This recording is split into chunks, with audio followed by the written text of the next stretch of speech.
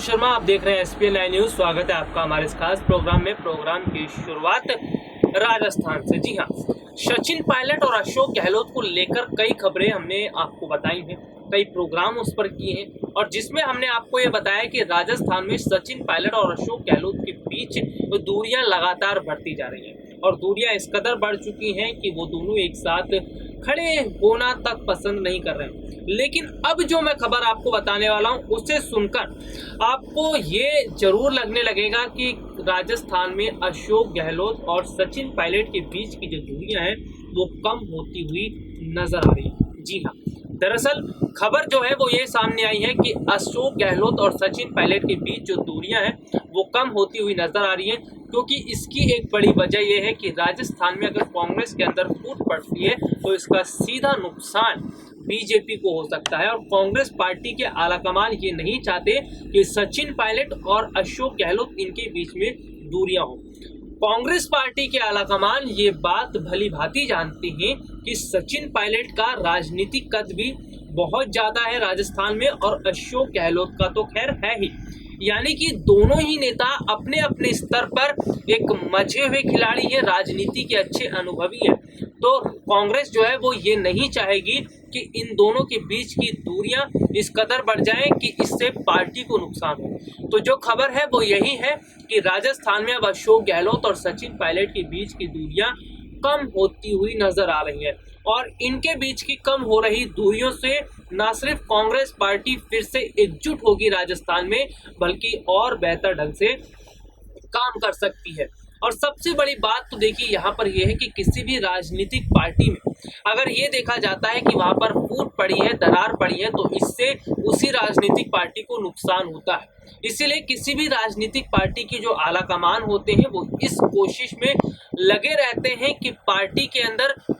फूट ना पड़े, पार्टी में किसी तरह की दरार ना आए। अगर पार्टी में दरार नहीं आएगी तो ही पार्टी बेहतर ढंग से चलेगी और आगे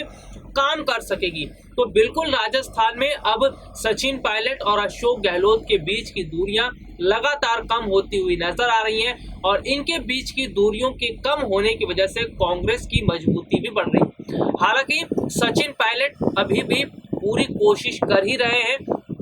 कि राजस्थान में अपना राजनीतिक कदम बढ़ाएं। वो ये कोशिश कर रहे हैं कि ज़्यादा से ज़्यादा जो राजस्थान की जनता है, चाहे वो महिलाएं हों, युवा हों, वहाँ के किसान हों या अन्य जो वोटर्स हों, उनको अपनी तरफ लिया जाए। हालांकि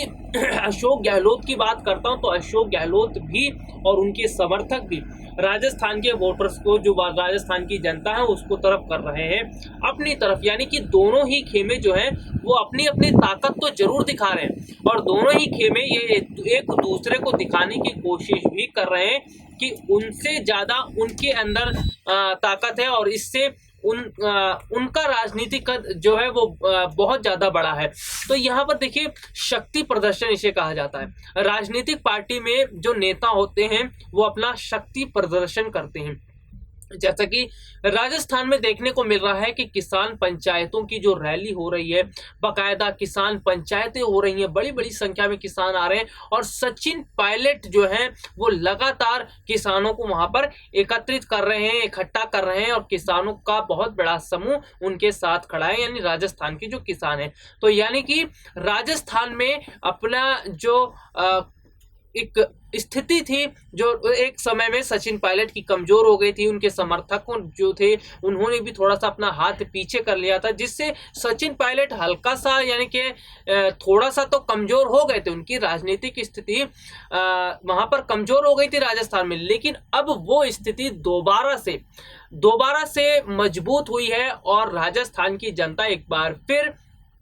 उठकर खड़ी हो गई है और सचिन पायलट के साथ नजर आ रही है। खैर, अब ये आगे देखने वाली बात होगी कि सचिन पायलट और अशोक गहलोत के बीच की जो दूरियां अब कम हुई हैं और इनके बीच जो है वो दूरियां जिस तरह से धीरे धीरे कम होती हुई नजर अभी आ रही हैं, इसका